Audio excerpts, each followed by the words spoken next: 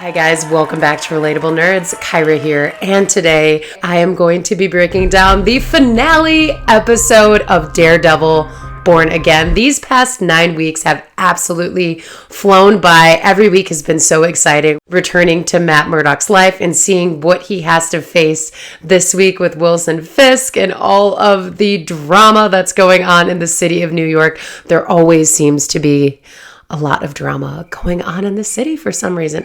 I just don't know why. I'm still questioning how Kingpin even became mayor of this city. It still boggles my mind, but nonetheless, we have arrived at this final episode of season 1, and of course, it is already renewed for a season 2. My apologies for last week for not breaking down episode 8. I was not feeling well, and my gosh, what a time to not be feeling well, because that episode was absolutely insane. We ended off episode 8 with Matt attending the Fisk gala with Heather, of course, because Heather got invited because she is Wilson and Vanessa's therapist. Bullseye somehow escaped prison with his teeth. Yeah, if you know, you know. That scene was crazy. Again, the writing and the violence in this series is impeccable. Bullseye escaped from prison. He breaks into the gala and he ends up attempting to assassinate Wilson, but Matt steps right in front of Wilson in the nick of time. And that's where we end episode 8. Now we start episode 9 with Matt recovering in the hospital. He's obviously on a lot of drugs. He's just been shot. He's in a lot of pain. He's not 100% there. And he ends up calling for Karen at his bedside when in reality, it's his girlfriend Heather. And things are not really going well between him and her right now. Obviously, if you're someone's significant other and they bring up an ex-fling or another woman's name to begin with, it doesn't really sit well with you. She ends up just leaving and she's like, we should talk when you feel better, which kind of just shows the way the relationship is headed. She doesn't want to be by his side right now, which is insane to me because of what he just went through. I would definitely not want to leave Matt's side in this time of stress for him after he's just been shot. I think this love is starting to fizzle out. Matt ends up telling Kirsten we need to look at Foggy's last case that dealt with Vanessa Fisk. He thinks that something is up with that, and he thinks that Vanessa hired Bullseye to kill Foggy. And she's like, I don't want to hear any of that right now. You just need a rest. Like, now's not the time. We'll worry about it later. But he's pretty adamant about it. We then cut to Wilson Fisk, and he's updated about Matt's status, that he's still alive. And he ends up telling Buck, like, it would be better to have a dead hero lawyer than an alive vigilante. So he puts that in Buck's ear, and he pretty much sends off Buck to go kill Daredevil. Because Bullseye is still at large, Fisk decides to put the whole city in a blackout and turn off all of the electric. This is happening right as Buck arrives at the hospital where Matt is, and Matt just senses it and he ends up sneaking away right before Buck enters his room. Matt heads back to his apartment, and who's there waiting for him? His BFF, Frank Castle. And Frank has had enough of this anti-vigilante task force. He's so sick of these posers. He lets Matt know, like, if they show up here, I'm going to mess them up. I'm not holding back. I'm not doing this little Daredevil stint where Matt never wants to hurt anybody. He's going to let it be known that he is going to hurt them if they enter. Matt ends up suiting up, even though he's still injured, puts the Daredevil suit on. Right as he's got that suit on, the anti-vigilante task force arrives. They break into Matt's apartment and total chaos ensues. Frank and Matt absolutely hand it to the anti-vigilante task squad. I loved to watch this because you have all of these posers who have the Punisher logo on all of their gear. It's quite embarrassing to show up in front of the actual Punisher himself and not even be able to handle themselves. Like, who do they think they are? Wilson Fisk really has put this false confidence in these people and has made them think they're invincible, but they are next to nothing when it comes to being in a combat fight with Frank and Matt. Frank annihilates them. He even uses the kitchen counter as a weapon, and you just feel the pain these people are going through. Matt ends up hearing a grenade being thrown into the house, and they end up escaping right as the grenade goes off. As they're getting up and getting their bearings, Karen pulls up and she saves the day, saving them a long walk home to Frank's fallout shelter. They arrive at Frank's, and Frank is like, I'm done helping you guys. You guys are on your own. Well, Matt lets Karen know about Foggy's last case, and he thinks there was something up about it. We should go check out the files, and Karen says, yeah, they're probably still in storage. Let's go look. So they leave Frank because Frank is, being the whole bitter loner over there. So Karen and Matt end up to storage, and there is definitely some tension and sparks flying between them. You can tell that Matt has missed her so much. He says he's so glad that she's back.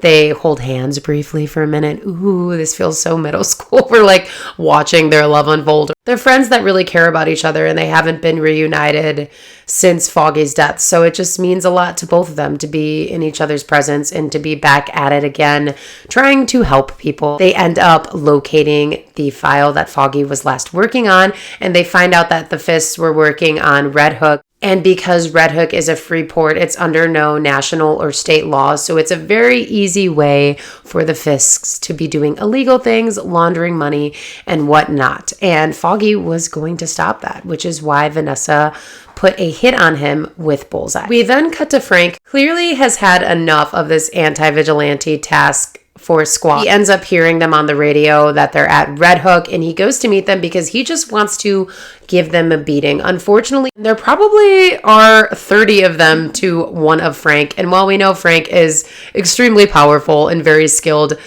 there's just some strength in numbers there that he could not beat. He gives them a good fight in the beginning, but they end up overpowering him, and they really beat the crap out of him. Frank did end up killing a lot of their members earlier at Matt's apartment, so they're kind of getting their little revenge on Frank as well. They end up abducting him under Fisk's orders, and we will see where he ends up at the end of this episode. We cut to Commissioner Gallo speaking to Fisk in his office, and he explains to Fisk, he's like, you can't really go through this Safer Streets initiative. Like, police need to be wearing body cams. You can't just allow these people to have this much power and put the city in blackouts, and just it's damaging the city overall. And Commissioner Gallo lets Fisk know how he feels. He leaves the room, and then he ends up confiding with Sheila and tells him that he plans to go to the governor in Albany tomorrow and let them know what Fisk is doing.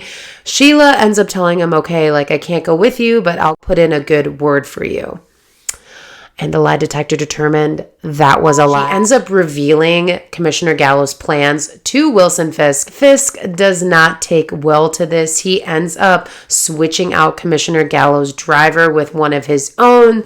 The driver brings Gallo to Fisk at an undisclosed location where there's a bunch of officers around him, a small crowd of officers that worked with Gallo. He calls him out. He says Gallo was never really there for them, or there in the training, or when things were hard. And the way he kills Commissioner Gallo is definitely reminiscent of the old Kingpin. He pretty much squeezes his head and like snaps it in two pieces. It was gruesome and so incredibly violent, and you just know the old Kingpin is back. This is not Mayor Wilson Fisk anymore. He is resorting to his old ways. We know Kingpin has showed glimmers of his violence returning, and it is definitely very much here now. Full corruption going on in this city. By the next morning, Fisk announced to everybody that they are going through with the Safer Streets initiative, which pretty much means martial law is happening on the streets of New York. No tolerance for any vigilantes, and he's giving these police officers full reign to do anything to the people of New York. Wilson Fisk also asked Heather to be his commissioner of mental health, and she agrees to it. What a traitor. Heather, we're absolutely done with you. If you and Matt weren't already finished with your relationship, this is definitely going to seal the deal. This episode ends with Karen and Matt talking about how Matt, needs an army. He needs to figure out how to do this the right way, let the light back in, not let the darkness win. They emerge out of the back room at Josie's abandoned bar. Josie is there bartending as well. And we see some of the good cops of the city, some of those who are left. We see Cherry. It's almost going to turn into a safe place for Daredevil's army, so to say, to try to take down Kingpin. And it's a good home base. What happened to Foggy with his death in front of Josie's, and the whole season kind of starting at this point to return to Josie's. retrace their steps, and figure out what is next. And that is how this episode ends, but not without a post-credit scene. We see at Red Hook that Fisk has captured a lot of the higher-ups that haven't agreed with him. He's also captured the swordsman. We see him in like a cage, and we also see Frank Castle in the cage as well, but not before showing Frank Castle on his way to escaping, because one of the guards is a huge fan of the Punisher, of course. They shake hands and Frank totally messes him up, and you can tell Frank is going to escape, hopefully take the swordsman and a couple others with him, and that is how that post-credits scene ends. This season was incredible. It exceeded all of my expectations. It got super, super intense and dark in the last few episodes. I love where they're going with this storyline, the potential for so many others to help with Daredevil's army in season 2. I think we're going to see the return of Luke Cage, hopefully. Maybe Jessica Jones will show up as well, Iron Fist. Spider-Man was mentioned earlier in the season by Fisk himself. We also have some young Avengers that could join this scene. We met Kamala Khan's father earlier in this season with the bank heist. We have Kate Bishop, who is the swordsman's stepdaughter, as Hawkeye. She could come in and help. Obviously, she's going to want to find her stepfather if something happened to him. We also could have Angela Alaya become the White Tiger, following in her uncle's footsteps too. There is just so much potential for great in this upcoming season. And I have high hopes for season 2. There is so much at stake, but nothing that Matt Murdock can't handle. I'm just so glad we are back in this Daredevil mode. It's been such a pleasure to break down this first season with you all. Thank you so much for tuning in and joining me on my reactions and breakdowns. Your support means everything to me. These breakdowns have been so much fun to kind of get my nerdy thoughts out to you guys and connect with you all on what we think is going to happen. And just a reminder, if you guys are Star Wars fans or fans of The Last of Us, I am going to be breaking down Andor, which is coming out in a couple weeks, every single week. And I have my first Last of Us Season 2 Episode 1 breakdown live now. I absolutely love both of these shows with everything I have. Andor Season 2 is going to emotionally break me, but I am so excited for everything that is to come. And The Last of Us Season 2 is also going to break me as an avid player of the video game, one of my favorite video games of all time. I'm super, super excited to explore this Season 2 with all of you and connect. Thanks so much for watching, you guys, and make sure to let me know what you thought of this finale episode in the comments. Bye.